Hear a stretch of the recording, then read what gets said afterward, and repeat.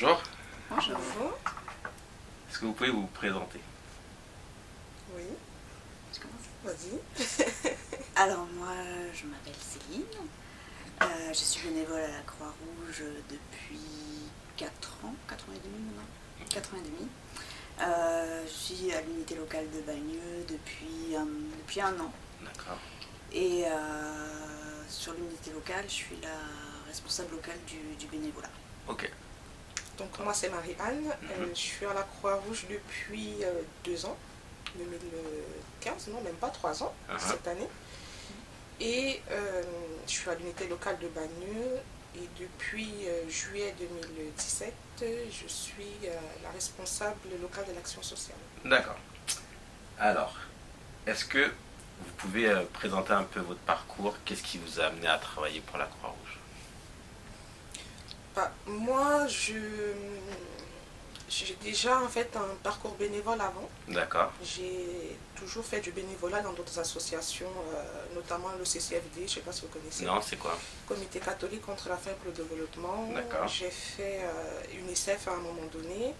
Donc en fait, la Croix-Rouge, c'était un petit peu la suite logique de mes activités bénévoles et je voulais découvrir autre chose aussi un petit peu. D'accord. Et du coup, en arrivant à Bagneux, j'ai contacté tout de suite la Croix-Rouge et c'est comme ça que je suis rentrée dans les activités bénévoles Croix-Rouge. Ok. Et en même temps, je suis éducatrice spécialisée en protection de l'enfance. Ce qui fait que le côté social, un petit peu, ça revient sur mon parcours de formation, on va dire. D'accord. Quand tu dis tu es éducatrice spécialisée, c'est en À dehors titre de la... professionnel. C'est en dehors de la En dehors de Croix-Rouge. la Croix-Rouge, D'accord, ok. voilà. Mais c'est complémentaire. C'est complémentaire. Ok. Alors moi, en fait, je suis arrivée à la Croix-Rouge parce que à la naissance de ma seconde fille, j'ai changé en fait de travail, D'accord. côté professionnel. Et dans le cadre de ce travail, j'ai fait une formation où on nous expliquait en fait les gestes qui sauvent sur les nourrissons D'accord. et les enfants, mais que enfants et nourrissons. Du coup, après, je me suis dit, je vais faire la même formation, mais sur les adultes aussi. Voilà. Et du coup, j'ai fait le PSC1, donc les premiers secours civiques de niveau 1 à la Croix-Rouge. C'était à Bourg-la-Reine. Et à la fin de la formation, en fait, on te demande toujours si tu serais prêt à devenir bénévole. Et du coup, moi, je me suis dit, oui, pourquoi pas. Du coup, je les ai recontactés. Après. Et puis voilà, j'ai fait tout le cursus pour devenir bénévole et j'ai intégré la Croix-Rouge comme ça. Ok. Quel est le champ d'application de la Croix-Rouge et les domaines qui s'y rattachent? On va dire que il y a plusieurs volets dans la Croix-Rouge. Il y a un volet national, et il y a un volet départemental et un volet local. D'accord. Et donc là, nous, à l'unité locale de Bagneux, on est au niveau local. D'accord. On dit ça, c'est 3 strates différents. Et donc du coup, tout ce qui est activité, on va dire humanitaire, internationale, c'est vraiment au niveau national. D'accord. Après, au niveau départemental, c'est des activités départementales au niveau du 92, réparties sur plusieurs domaines, action sociale, secourisme et autres. Et du coup, au niveau de Bagneux, nous, au niveau de notre unité locale à Bagneux, on a plusieurs pôles. Il y a combien de pôles? Plusieurs domaines d'intervention, on va dire, il y a 5 pôles qui peuvent se regrouper, on va dire.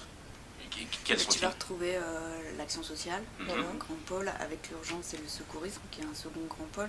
Mais tu vas avoir aussi un pôle jeunesse, tu vas avoir un pôle communication, tu vas avoir un pôle recrutement aussi. Un pôle santé. Un pôle santé, un pôle formation. D'accord. Voilà. Est-ce que vous pouvez vraiment succinctement expliciter chacun des pôles ce qu'il est censé faire en fait? Oui.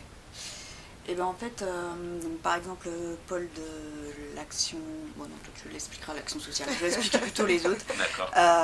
Donc tu as l'urgence et le secourisme, donc sur Bagneux, tu vas retrouver un directeur de l'urgence et du secourisme qui va avoir plusieurs adjoints.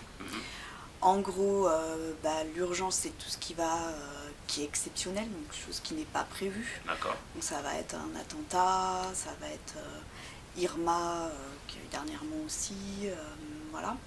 Un feu sur la commune. Un feu sur la commune, qui a eu il n'y a pas longtemps non plus. D'accord. Voilà, c'est tout ce qui est inattendu.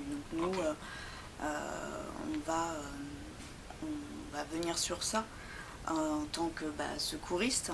D'accord. Mais tu vas aussi retrouver, par exemple, pour les attentats, tu sais, tu as une cellule de crise souvent qui se met en place et tu vas avoir C'est vous qui vous en occupez.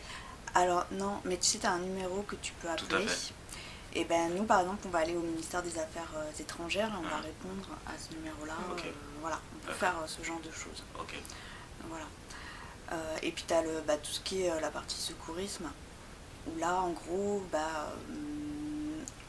on va nous retrouver sur tout ce qui est dispositif prévisionnel de secours. Ok. Donc ça va être des concerts, des courses à pied, des petites choses dans la ville qui peuvent se passer. Voilà. On va aussi prêter renfort aux SAMU et aux pompiers. J'allais rebondir sur ça en fait, c'est ce que j'allais vous poser comme question, si vous substituez ou si c'est plutôt complémentaire. On prête renfort en fait, donc on va avoir des vacations. Pour le SAMU, on peut être là le soir de semaine, donc c'est de 18h jusqu'à 23h. Okay. Les week-ends aussi, donc ça va être 8h, 16h ou 16h minuit si je ne me trompe pas. Et donc du coup, quelqu'un appelle le SAMU et le SAMU nous retransfère à nous et c'est la Croix-Rouge qui va partir. Donc c'est pour ça que vous avez un camion qui ressemble à une ambulance. C'est ça, ouais. Okay. Mais vous pouvez faire la même chose que le SAMU fait. Oui. Okay. Oui. En fait, si tu veux, les secouristes, ils ont le même niveau de formation que les pompiers au niveau des premiers secours. Les gens ne le savent pas toujours, c'est pour ça que je pose la question. Ils ont vraiment le même niveau de formation. Ils ont passé donc les premiers secours en équipe de niveau 1 et les premiers secours en équipe de niveau 2. D'accord. Ouais. Ok. Et juste pour sur ce point-là, au niveau du matériel, je veux dire en tant que quand on parle dans l'ambulance, est-ce que c'est le même que le SAMU ou les pompiers? Est-ce que vous avez, quand vous avez le camion, moi je ne m'y connais pas trop, mais parce que je sais pas, vous avez les couvertures aluminium, trucs comme ça. Oui, c'est ça, on a tout ce qui est couverture de survie. Je pense qu'on a le même. On va dire que globalement après nous, on est sur des pôles qui ne sont pas vraiment très précisément dessus, et là ce sera le directeur d'urgence du secourisme qui saura mieux vous répondre. Mais globalement, on a le même matériel de premier secours. D'accord. On a la même formation, on a les mêmes... Après les autres pôles. Donc après, tu as le pôle communication. Donc pareil, tu vas avoir un responsable local et là aussi divers adjoints. Donc c'est pour promouvoir la Croix-Rouge de Bagneux. Donc, tu vas nous retrouver sur Facebook, Twitter. Voilà. Ils vont faire des vidéos, ils seront là sur toutes nos actions, ils seront là pour nous prendre en photo, pour nous filmer. Et voilà. On a aussi un pôle jeunesse qui est là parce que la Croix-Rouge, en fait, tu peux devenir bénévole à partir de 7 ans. Ah ouais? Oui. Tu peux être bénévole. Ah bon? Comment ça se passe? Enfin, quand on est bénévole à 7 ans, je veux dire, qu'est-ce qu'un enfant de 7 ans il peut faire à son niveau? Qu'est-ce qu'il veut faire? Mais après, tu peux faire différentes activités. Par exemple, tu peux faire comme un petit potager solidaire où ils pourraient cultiver des choses et puis après, ils apportent ça aux personnes qui en ont plus besoin, C'est bien ça, c'est... Voilà. Ou après, tu as aussi dans les maisons de retraite pour aller voir les personnes âgées, ce genre de choses. D'accord. Ouais. Donc là, on est au tout début du pôle jeunesse, ça débute, mais voilà. Ok. On a tout balayé? Et puis tu as pôle recrutement dans lequel... Je suis ici. Dans lequel je suis. D'accord. Parce que comme tu le sais, on recherche sans arrêt des bénévoles, parce qu'on en a besoin. Ah oui, tu as le pôle action sociale. Tu as le pôle action sociale. Et la formation aussi. Et la formation. Et la formation aussi. Alors, détailler succinctement la formation et l'action sociale. Sur le pôle formation, c'est le pôle qui va gérer, on va dire, toutes les formations des bénévoles de l'unité locale. Que ce soit le secourisme ou l'action sociale. D'accord. Il faut savoir que ce soit en action sociale, les bénévoles qu'on va avoir sur des maraudes, sur des actions ponctuelles, il y a des formations prévues par le département. Pour sensibiliser les bénévoles, préparer les bénévoles, parce que ce n'est pas du tout facile d'aller vers des sans-abri sans aucune formation de base. Donc le pôle formation va vraiment gérer toutes ces formations-là. Et nous, du coup, le pôle action sociale, au niveau de l'unité locale de Bagneux, on a plusieurs actions, on va dire 3 grandes actions. On va être sur des maraudes auprès des personnes sans abri dans la rue. Vous avez dû voir il n'y a pas longtemps avec le plan Grand Froid, l'intervention des bénévoles Croix-Rouge. On va être au niveau de l'unité locale de Bagnols, on a aussi une vestiboutique. Au niveau social, une vestiboutique, je m'explique. Okay. Je m'en doute un petit peu, mais... C'est une boutique où on va vendre des vêtements à prix symbolique. C'est combien? Ça varie entre 10 centimes, on va dire. Et ça peut aller, là on a déjà eu des vêtements à 10 €, mais là il faut vraiment que ce soit du cuir et de la qualité du neuf. D'accord, mais ces vêtements, vous les avez d'où? Ah Ces vêtements nous sont donnés par des citoyens balnéolais, on va dire, qui viennent à notre vestiboutique les déposer, qui n'en ont plus besoin, voilà, qui font des vides-greniers, voilà. Donc ils vont nous les ramener et nous on a des bénévoles qui vont les trier, qui vont mettre en recyclage ce qu'il y a à mettre en recyclage et qui vont après vendre aux personnes, aux bénéficiaires, aux gens qui vont arriver, ce qu'il y a à vendre aux personnes, on va dire, à prix symbolique. Et l'importance en fait de la vestiboutique, et c'est aussi le point d'honneur que met la Croix-Rouge, c'est de ne pas faire de l'assistanat, parce qu'on peut aussi bien les donner, les vêtements, vu qu'on les reçoit gratuitement, on va dire. Donc on peut les donner aux personnes, mais le principe de la Croix-Rouge, c'est vraiment de la réinsertion sociale.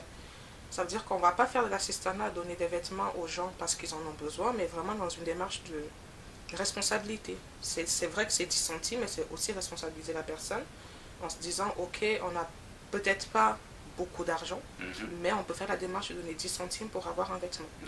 Sachant que si c'est vraiment une très grande précarité, on travaille en lien avec l'assistance sociale de la ville, qui vont envoyer des personnes avec un document, et là, ces personnes-là, eux vont recevoir des vêtements gratuitement. Donc il y a les maraudes, et la dernière activité, c'est la visite des personnes âgées et isolées à domicile qui viennent se mettre en place, toujours en lien avec la mairie. Il faut savoir qu'en action sociale, on travaille beaucoup en lien avec MNA de l'action sociale, et voilà, c'est une action qui se met en place et qui permet aux bénévoles actuellement d'aller chez des personnes isolées pendant 2 heures, leur apporter un réconfort. Voilà. D'accord. Je vais rebondir sur ça. Tu dis les personnes âgées, mais ça peut aussi concerner, enfin, même si vous ne le faites pas, ça peut aussi concerner les personnes qui ne sont pas âgées. Il y a des personnes qui sont isolées. Oui. Donc est-ce que ça ne concerne que les personnes âgées ou aussi les personnes isolées, par exemple une personne, un père de famille avec ses enfants ou qui n'arrive pas à s'en sortir ou des choses comme ça? Est-ce que... Ça concerne les personnes âgées et isolées. D'accord, ok. Donc, j'avais compris personnes âgées isolées. Mais si non, c'est âgées et okay. isolées. D'accord. Donc elles peuvent être, soit elles sont âgées et là, voilà, c'est une prise en charge, soit elles sont isolées sur la commune. Et pareil, on a des personnes, des hommes d'ailleurs, on ne s'attendait pas, mais on a des hommes isolés comme ça, tout ça sur la commune. Ok. Est-ce que vous faites la même chose, on va dire, d'une semaine à l'autre, ou ça change chaque jour de la semaine, vous faites jamais les mêmes choses? Il y a des choses qui sont comment on va dire ça? Comment je peux appeler ça? Qui sont récurrentes. Mais il y a des choses qui changent beaucoup. Comme quoi, par exemple? Par exemple, là, en action sociale, parce que c'est sur le domaine sur lequel que je maîtrise le plus, les choses récurrentes sur la semaine, ça va être l'ouverture de la vestiboutique. Ça va être le mercredi de 17h30 à 20h30. D'accord. Et le samedi de 14h à 18h. Okay. Ça, c'est récurrent. Toutes les semaines, c'est pareil. Okay. Il y a ça. Après, les semaines, on va dire qu'elles ne sont pas du tout pareilles en fonction... il y a des mois où on va avoir une grosse activité sur secouriste, action sociale, urgence, voilà. Et il y a des mois où on va avoir nos activités classiques, ouverture vestie. Et il y a la permanence aussi. C'est le mercredi. D'accord. 18h30 ou 20h. La permanence, elle consiste en quoi en fait? Elle sert à quoi? C'est le local en fait qui est ouvert au public. D'accord. Donc chaque semaine de 18h30 à 20h, si quelqu'un veut venir nous voir, s'il a besoin, s'il a des questions, s'il veut devenir bénévole et tout, c'est à ce moment-là qu'il peut venir nous voir. Okay. Et puis nous, en tant que bénévoles, c'est aussi des moments où ça nous permet de nous retrouver et de venir, entre guillemets, travailler si on a des choses à faire. Voilà. Ok. Okay. Comment votre action fait-elle écho au niveau local? On va dire bien. Comment ça se traduit, on va dire, sur Bagneux, ce que vous faites? Je vous pose la question parce que est-ce que vous fonctionnez essentiellement ici dans les locaux ou vous sortez des locaux dans Bagneux selon le besoin ou selon les choses que vous pourriez être amené à faire? Je pose la question vraiment en étant ignorant, en sachant pas ce que vous pouvez faire et ce que vous pouvez ne pas faire. Je pense qu'on est moins au local que dans la ville. On est plus dans la ville que dans le local. On va dire ça comme ça. C'est-à-dire? C'est-à-dire que la Croix-Rouge va être sur plusieurs dispositifs dont elle parlait tout à l'heure. Sur la ville. Il suffit que la ville organise un repas pour les personnes âgées. D'accord. Que la ville organise une activité sportive. Il y aura toujours un dispositif Croix-Rouge sur la ville. Ça, c'est sûr. Après, on va être par exemple sur les maraudes. Là, on est en train de faire les maraudes hivernales avec des personnes qui ont été signalées au commissariat ou à la mairie. Et là, du coup, la Croix-Rouge va intervenir sur ces personnes-là dans la rue. Donc là aussi, ça va être une visibilité sur la ville.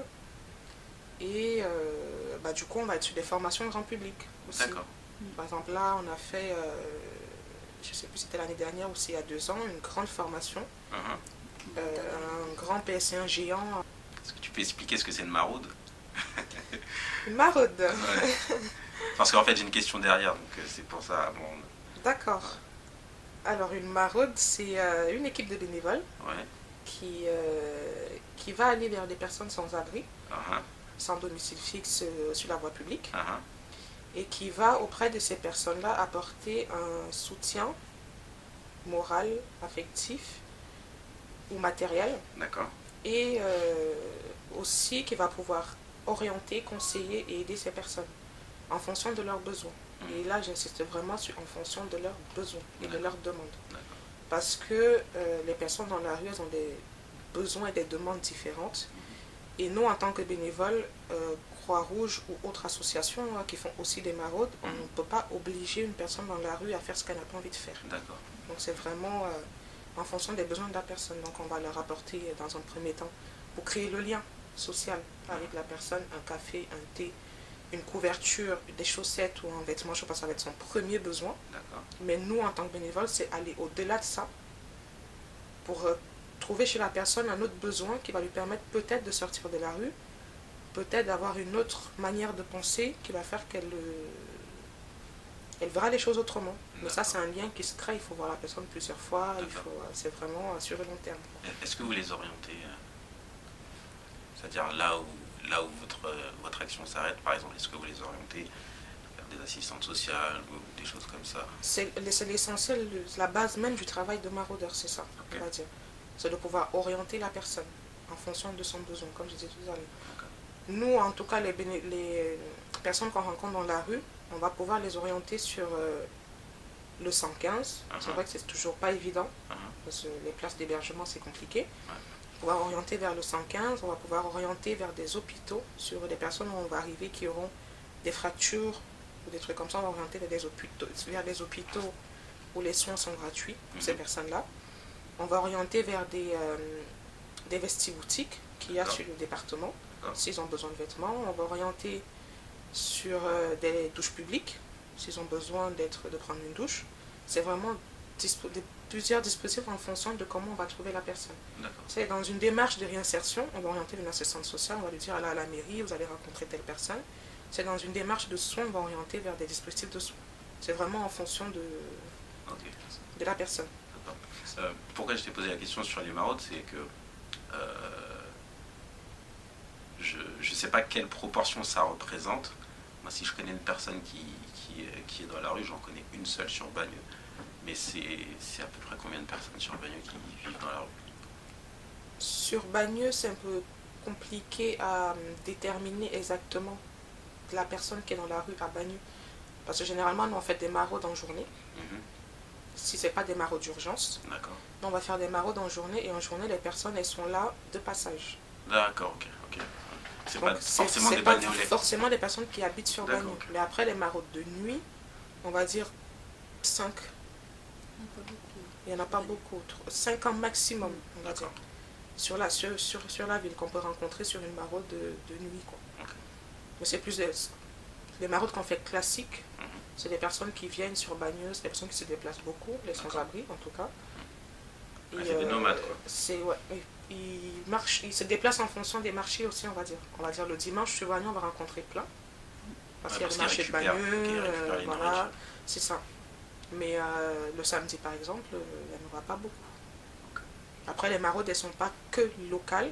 Vu que tout à l'heure, je vous ai parlé de national, département et local. Les maraudes sont départementales. Donc, c'est vraiment sur le département qu'on va faire. Quelles sont les difficultés inhérentes à votre action au quotidien? Ah bah, alors moi qui suis dans le recrutement, Mhm. j'ai pas de grosses difficultés liées. Enfin, déjà liées à une situation, non, j'ai pas de situation compliquée. Moi, tu vois, je reçois le bénévole potentiel qui veut venir, tu vois. Je lui explique l'association, je lui explique ce qu'on fait sur Bagneux, voilà. Mais moi, j'ai pas de situation compliquée, tu vois.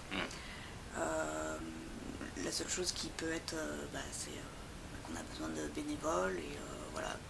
Il y aura des mois où je vais avoir une forte demande, il faut gérer cette forte demande.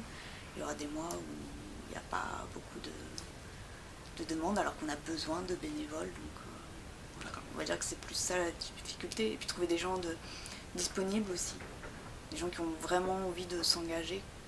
Ça peut être compliqué aussi. Comment tu fais quand il y a une forte demande, mais que tu n'as pas forcément... On est une équipe, donc du coup, quand on a vraiment des fortes demandes qu'on peut pas... Parce qu'on essaye de recevoir les personnes individuellement pour vraiment leur expliquer tout ce que l'on fait et l'engagement que cela représente. Et quand il y a vraiment une grosse demande, on fait une réunion d'information. On fait la même chose qu'on fait individuellement, mais on les voit tous ensemble. D'accord. Ouais. Alors moi, en action sociale, c'est beaucoup de travail. La fonction en elle-même, c'est beaucoup de travail. Donc la difficulté, ça va être de pouvoir faire la part des choses entre le professionnel, le personnel et le bénévole. Toujours le plus difficile. Ça, c'est compliqué. Ouais. Et c'est vrai que c'est un engagement bénévole, mais une fois qu'on prend des responsabilités, c'est un peu plus que bénévole. C'est du temps. C'est du temps à domicile. C'est du temps à l'unité locale aux permanences. C'est du temps parfois le soir. C'est du temps dans les transports. C'est vrai que moi, je suis toujours sur mon téléphone en train de... C'est une gestion d'équipe. Parce que du coup, en tant que directrice, on a une équipe de bénévoles. Moi, j'ai 20-25 bénévoles vraiment propres à l'action sociale à gérer. D'accord. J'ai des adjoints de direction à gérer aussi. Donc, c'est vraiment du management, on va dire, permanent. Mais oui, il faut vraiment être subtil à ce que le bénévole ne vienne pas empiéter sur le personnel. C'est vraiment toute la grosse difficulté de l'engagement bénévole en tout cas, et de la fonction même de directrice ou responsable d'activité, ou responsable de pôle. C'est vraiment le gros, en tout cas pour ma part, je pense que Céline elle dirait la même chose, c'est de vraiment réussir à séparer comme ça le bénévole du personnel. Okay. Et après, au quotidien, sur la gestion des bénévoles, c'est toujours le manque de bénévoles sur les activités, ça va être les retards de bénévoles à gérer, ça va être l'absence de bénévoles. C'est vraiment la grosse difficulté au quotidien en action sociale, c'est ça. C'est de trouver des bénévoles sur des actions et de gérer tous les aléas des bénévoles. Alors comment fait-on pour travailler à la Croix-Rouge? Donc cette question elle peut intéresser en fait les personnes qui veulent être soit bénévoles ou qui veulent s'engager dans une carrière. Est-ce qu'il y a une distinction possible ou pas entre les deux? Ou alors est-ce qu'elles se confondent? Sur une carrière à la Croix-Rouge? Est-ce qu'on est bénévole ou est-ce qu'on est salarié à la Croix-Rouge? Je ne sais pas du tout comment ça se passe. Alors ici au niveau local, tout le monde est bénévole. Ok. C'est-à-dire qu'on est volontaire, on ne gagne pas d'argent, on n'est pas rémunéré. C'est important pour, ouais. Parce que moi je pensais que, et je pense que Non. plein de gens pensent que, donc... Non. C'est vraiment une action volontaire. Ok. On est... C'est vraiment bénévole. On vient de nous-mêmes et voilà, on n'attend rien en retour. Ok. Ouais. Après, comme j'ai dit tout à l'heure, c'est sur 3 niveaux de la Croix-Rouge, national, département et local. Mhm. On va dire qu'au niveau local, vous rencontrerez que des bénévoles. D'accord. Que, peu importe l'unité locale où vous Ok. allez partir, ce sera que des bénévoles. Après, au niveau départemental, on peut trouver 1 ou 2 salariés, mais ça reste aussi une grosse partie de l'équipe bénévole. Ok. Après, au niveau national, là, effectivement, vous avez des salariés D'accord. qui vont sur des missions humanitaires, qui gèrent... là où il y a toute la grosse masse salariale, c'est au niveau national. Ok. La question suivante, c'est le nerf de la guerre. L'argent. Exactement. Donc j'ai pas développé, mais comment ça se passe? Est-ce que la Croix-Rouge génère beaucoup d'argent? Quand je dis génère, c'est recevoir ou gagne de l'argent. Donc comment ça se passe au niveau de l'argent que la Croix-Rouge reçoit? De quelle manière? Quelle proportion? À quoi ça sert? Tout ça. Du retour qu'on a, Ouais, c'est pas trop notre partie, on va dire. C'est plus le président qui a même de gérer tout ce qui est finance, parce que c'est lui qui chapeaute un petit peu tout. Ok. Mais après, nous, je sais que nous, au niveau de l'action sociale, on a des rentrées d'argent au niveau de la vestiboutique.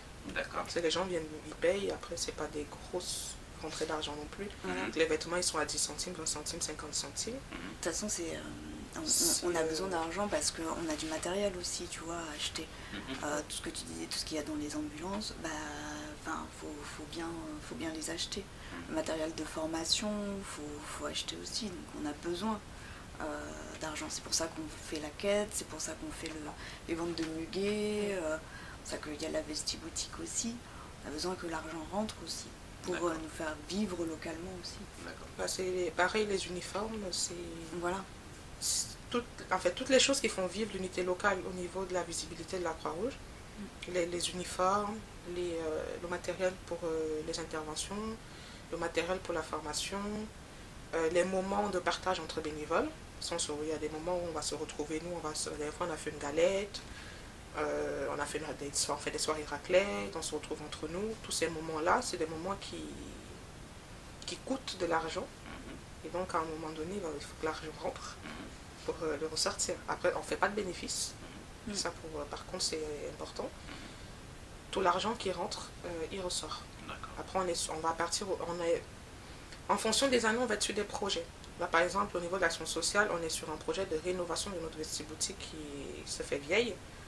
Donc, c'est aussi toute une grosse partie de l'argent récolté dans la quête en 2017, récolté dans des dispositifs de secours sur la ville qui sont rémunérés, qu'on va réinvestir dans la rénovation de la vestiaire parce qu'on va prendre une entreprise, on a des devis et c'est des choses qui coûtent de l'argent.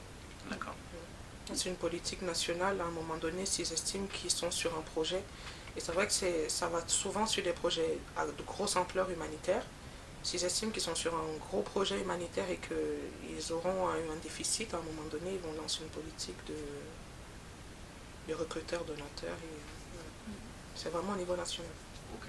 Qu'est-ce que les gens ignorent de la Croix-Rouge qui gagne à être connue?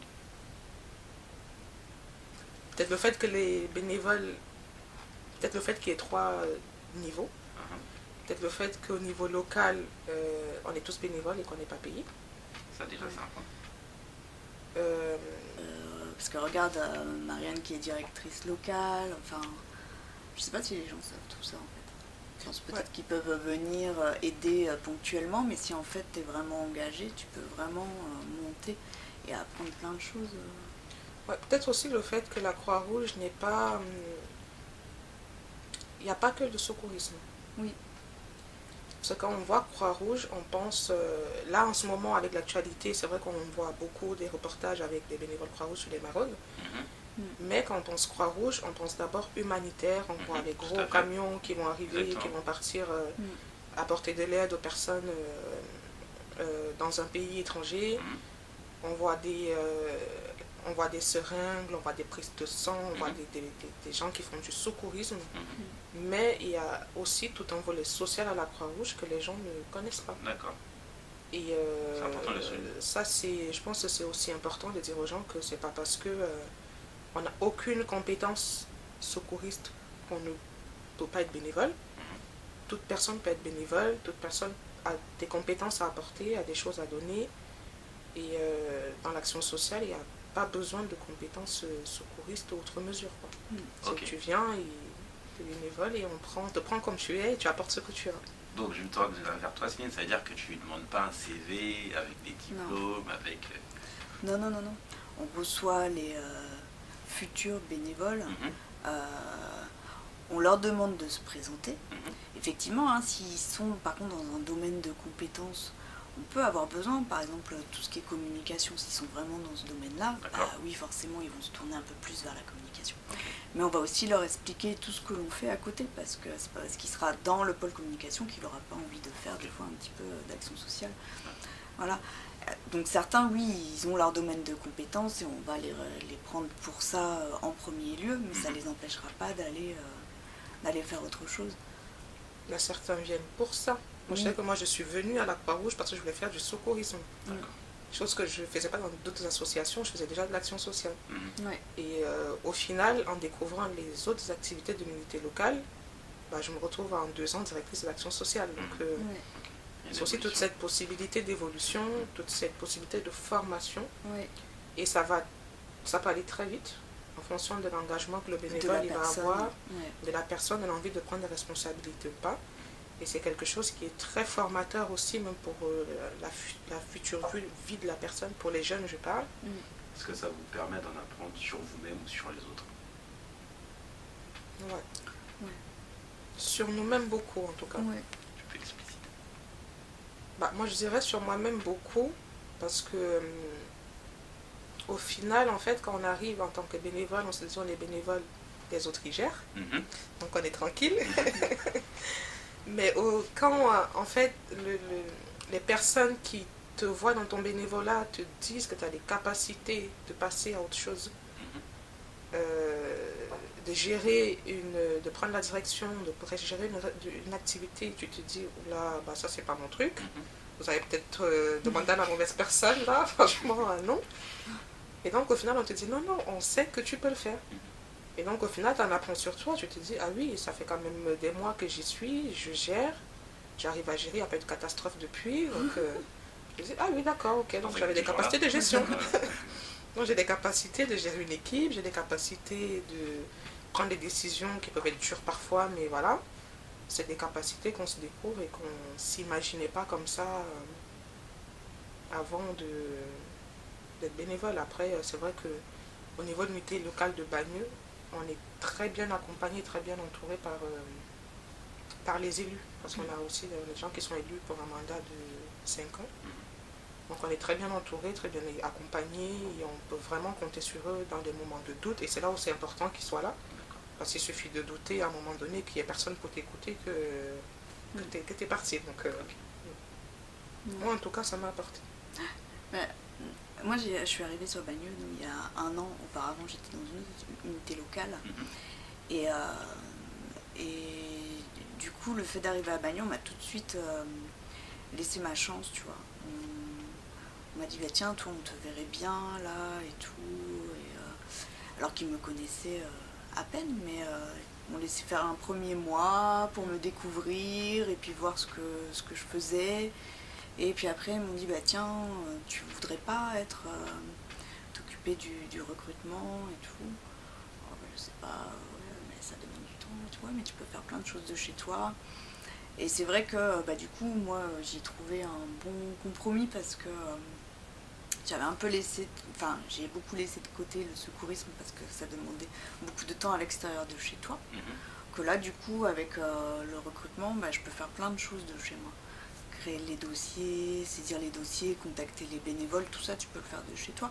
Ça me permet, moi, de gérer ma vie privée, ma vie de famille avec la Croix-Rouge. Et tout de suite, on m'a mis dans le bain, on m'a dit fais ça, on m'a donné de grosses responsabilités parce que c'est vrai, tu vois les bénévoles en premier, donc tu dois dire si oui.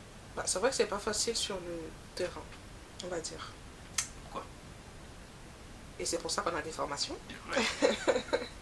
C'est vrai que c'est pas facile de se dire, moi je sais qu'au départ, de se dire qu'on va aller en maraude, on va apporter un café, un thé, une couverture, et que nous on va rentrer chez nous au chaud, que la personne elle va rester dans la rue, dans le froid, ou dans la canicule plus. C'est vrai que c'est pas facile, c'est des situations qui sont pas faciles. Et c'est vrai aussi qu'au niveau je parle du département parce que je ne sais pas trop au niveau national, après c'est vrai que c'est la politique nationale qui s'applique au niveau du département. On met vraiment un point d'honneur à écouter les bénévoles. D'accord. À écouter leurs ressentis, Un retour. à faire un retour, surtout sur des situations, on va dire, compliquées sur le terrain. C'est vrai qu'au niveau secouriste, il y en a pas mal. Et donc, nous, au niveau de Bagneux, on a une psy. Okay. On a une bénévole qui fait de la psychologie, qui est psychologue et qui est là pour écouter les bénévoles. Pareil pour les responsables, pareil pour nous. C'est vraiment on est confronté à des choses très dures que nous, à titre personnel, on n'arrive pas à supporter. On peut demander à être vu et reçu par cette personne-là. Après, il y a des situations qui obligent à être vues par cette personne-là. Par exemple, on a des bénévoles qui sont intervenus sur Irma. Au retour de Irma, il y a une obligation de rencontrer la psychologue. Okay. Parce que c'est forcément des situations compliquées. C'est vrai que la personne, elle peut se dire non, tout va bien, je gère et tout, nanana, mais non. On préfère vraiment que même si c'est des points positifs de l'action qui s'est passée, ça a été un voyage, ça a été dur, c'est un pays, c'est une ville qu'on ne connaît pas, c'est une situation catastrophique, donc même si c'est du positif, c'est important de pouvoir en parler comme ça. Et c'est vrai qu'au niveau des formations, on a une formation express sur dessus. Sur vraiment l'accompagnement psychologique des bénévoles. Okay. Ma dernière question, c'est concernant le besoin en bénévoles. Combien de bénévoles, à quelle fréquence tout au long de l'année pour que vous puissiez vous dire que là, vous êtes vraiment au maximum de vos capacités, que vous pouvez vraiment être à plusieurs endroits là où on a besoin de vous, quand on a besoin. En fait, si tu veux, sur Bagneux, on est quand même beaucoup de bénévoles. Vous êtes combien? On est 80 95. D'accord. 95, voire presque 100 bénévoles. Enfin, c'est vraiment une grosse unité locale. C'est l'une des plus grosses. C'est l'une des plus grosses unités locales. Enfin, le mercredi, c'est 3 heures. Le samedi, c'est 4 heures. D'accord. Mais après, dans le secourisme, tu vas avoir des activités, ça va être 8h, 16h. Ou ça va être 16h, minuit. Tu vois, ça va être des plus grosses amplitudes. Après, dans les journées de formation aussi, parce qu'il y a le pôle formation qui recherche des formateurs. Donc aussi, des grosses journées. Ça va être 8h, 18h30, quoi. Donc vraiment, tu peux avoir toutes les amplitudes. Par exemple, pour la Vestie Boutique. Le minimum pour une activité, on va dire Croix-Rouge, c'est d'avoir 2 personnes sur une activité. Okay. Et là, la Vestie Boutique, avec la charge de travail qu'elle demande, le fait de trier, de mettre en rayon, c'est comme une boutique de vêtements, donc de mettre en rayon, de repasser derrière les personnes qui vont arriver après pour remettre des trucs un peu plus... Voilà, c'est beaucoup de charge de travail pour 2 bénévoles sur 3 heures, c'est beaucoup. D'accord. Sachant qu'en plus, ce qu'elle a, une Vestie Boutique en Croix-Rouge, on va dire en plus d'une boutique de vêtements classique dans un centre commercial, c'est qu'elle est là pour écouter les personnes qui viennent. Okay. C'est pas seulement... c'est pas seulement vendre et donner, voilà, et faire du tri, non. C'est aussi du lien social à créer, c'est les personnes qui viennent là, elles sont en difficulté, c'est pouvoir les orienter, les écouter, les épauler dans leur quotidien, voilà. Et 2 bénévoles, clairement, c'est pas suffisant. Okay. Il faut au moins 4 bénévoles, on va dire, il y en a 2 qui vont faire du lien social et 2 qui vont gérer un petit peu de l'organisation derrière. Okay. Et souvent, on se retrouve avec 2 bénévoles à gérer le samedi ou le mercredi. Et ça, pour le coup, c'est très compliqué. C'est beaucoup plus compliqué. Et pour les maraudes, on va dire, l'équipage maraude, il faut, sur une voiture, il faut 4 personnes. Mais actuellement, ils sont... Donc, souvent, on se retrouve à tourner à 3. Parce qu'il y a le chauffeur, il y a le chef d'équipe et il y a un autre bénévole. L'idéal, c'est que vous soyez 4. Mais souvent, voilà, c'est 3. Je vous laisse le mot de la fin. Bah, de venir nous rejoindre. Ouais. Non, parce que bah, franchement, on est bien ici, ça se voit. Bah oui. Ça se voit. Et puis c'est une superbe association. On apprend plein de choses et il y a plein de choses à faire. Et t'en apprends de jour en jour, quoi. Voilà, et puis sur Bagneux, c'est vraiment top. Enfin, moi qui ai pu voir ailleurs, là je vois vraiment c'est top. Ça donne aux gens de venir, envie de venir. Bah, J'espère. On espère. N'hésitez pas, en tout cas. À Merci liker. d'avoir déjà regardé la vidéo en entier. Et surtout, likez la page.